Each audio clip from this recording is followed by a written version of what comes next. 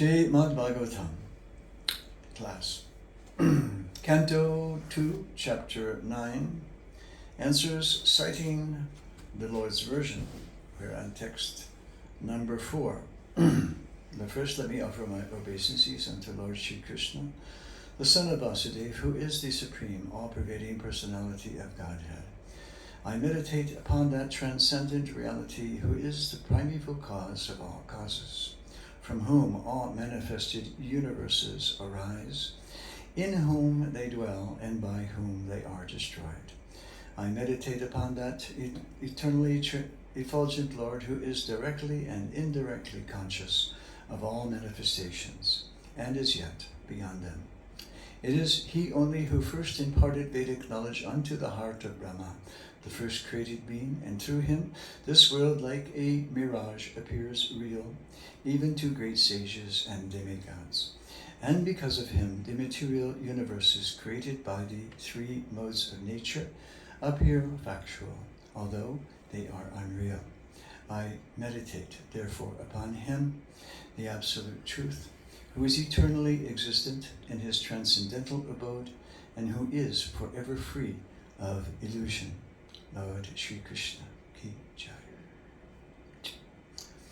Completely rejecting all religious activities which are materially motivated, this Bhagavad Purana propounds the highest truth, which is understandable by those devotees who are pure at heart.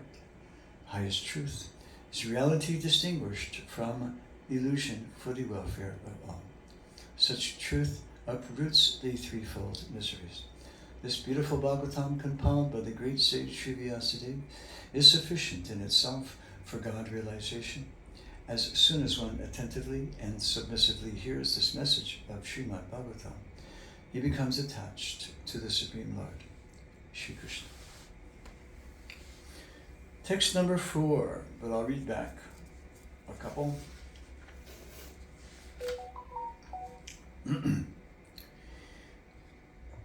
The illusioned living entity appears in so many forms which are offered by the external energy of the Lord. And the encaged living entity, while enjoying in the modes of nature, misconceives, thinking in terms of I and mine. As soon as the living entity becomes situated in his constitutional glory and begins to enjoy the transcendence beyond time and material energy, he at once gives up those two misconceptions of life, I and mine, and thus becomes fully manifested as the pure self. Text number 4. Atma tattva vishuddhyat artam yadaha bhagavan ritam brahmane danayam rupam aryalika pratadrishtaha. Not bad for the first time.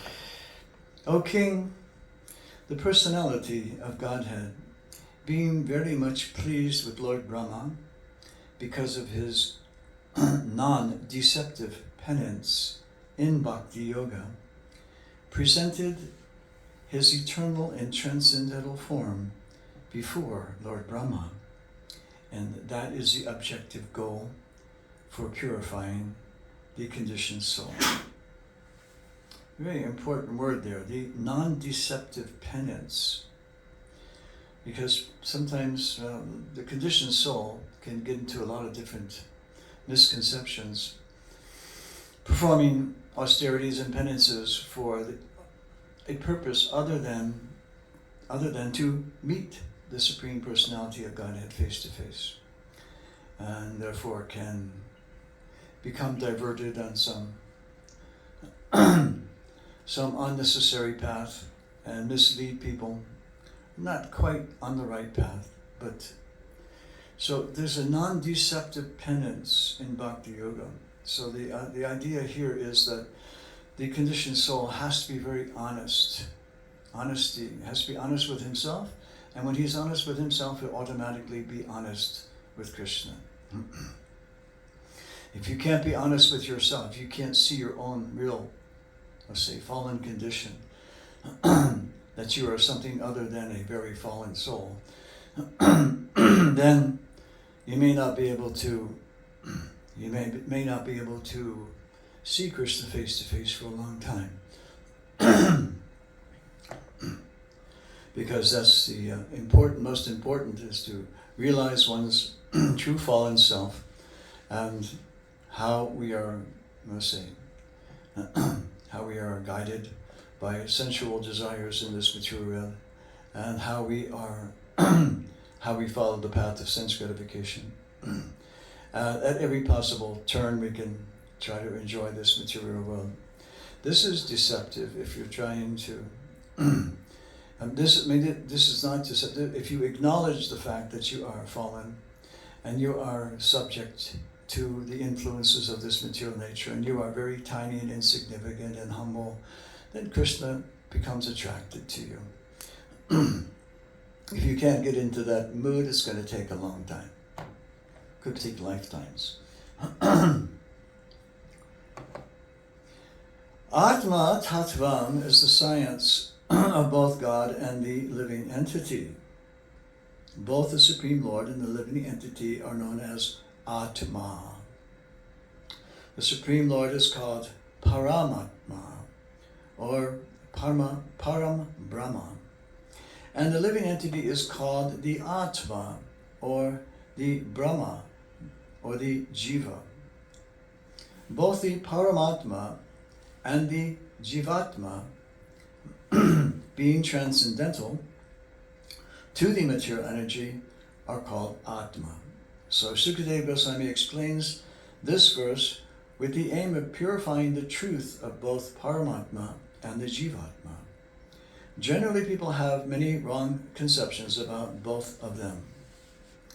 The wrong conceptions of the Jivatma is to identify the material body with the pure soul. And the wrong conception of Paramatma is to think him on an equal level with the living entity. But both misconceptions can be removed by one stroke of Bhakti Yoga, just as in the sunlight, both the sun and the world and everything within the sunlight are properly seen.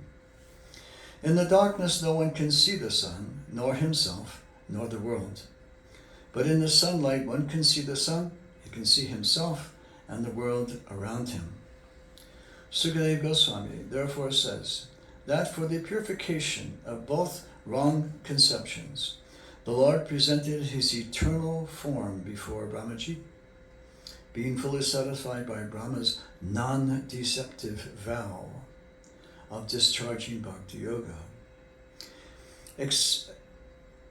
Except for Bhakti Yoga, any method for realization of Atma Tattva, or the science of Atma, will prove deceptive in the long run. Long run. It's a long run. The soul is eternal. That's a long run. But to making progress to find that special place in Krishna's heart, you cannot be deceptive. You have to be honest with yourself. Except for Bhakti Yoga, any method for realization of Atma Tattva, or the science of the Atma, will prove deceptive in the long run. In the Bhagavad Gita, the Lord says that only by Bhakti Yoga can one know him perfectly, and then one can enter into the science of God. Brahmaji undertook great penance in performing Bhakti Yoga, and thus he was able to see the transcendental form of the Lord. His transcendental form is 100% spiritual, and one can see him only by spiritualized vision after proper discharge of tapasya or penance in pure Bhakti Yoga. You see, we have examples of, some extreme examples of, one that comes to mind is Dhruva Maharaj. He was just a little boy, and he was denied the kingdom. So he heard that if he has to go find Lord Vishnu to straighten things out. And so he went in with great determination and great penance. 5-year-old boy in the forest with all the dangerous animals and everything, and the darkness and everything. But he was so determined, absolutely, to get his kingdom back.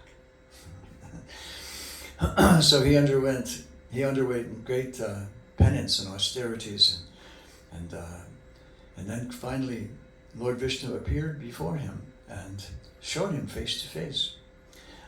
So this is an extreme example, of course. We don't have to wait till we're 5 years old next lifetime. Okay? Don't have to wait till you're 5 years old the next lifetime. You can do it in this lifetime. It doesn't have to be quite as extreme, but it does take a good deal of sacrifice. And the sacrifice in this age is HARINAM Sankirtan, chanting the holy names. A lot of chanting to get that level of penance and austerities that attracts Krishna's attention. And when Dhruva Maharaj saw Lord Vishnu, he said, oh my Lord, I realized that I was after some broken glass, and now I'm seeing you as a beautiful diamond. I'm not attracted to the broken glass anymore. I don't care about my kingdom, so on and so forth. So that's what happens when one actually performs Bhakti Yoga properly. The whole material world becomes like broken glass. No longer, nobody likes broken glass. Right? It's dangerous, actually. The material world is dangerous. A broken glass is dangerous. You can cut yourself very easily.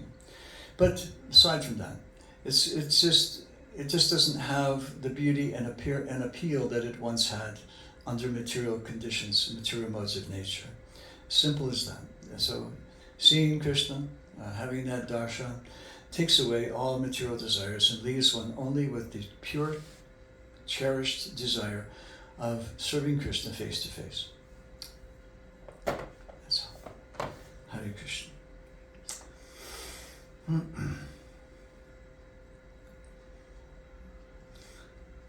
The form of the Lord, which was manifested before Brahma, is not one of the forms with which we have experience in the material world. Brahmaji did not perform such severe types of penance just to see a form of material production.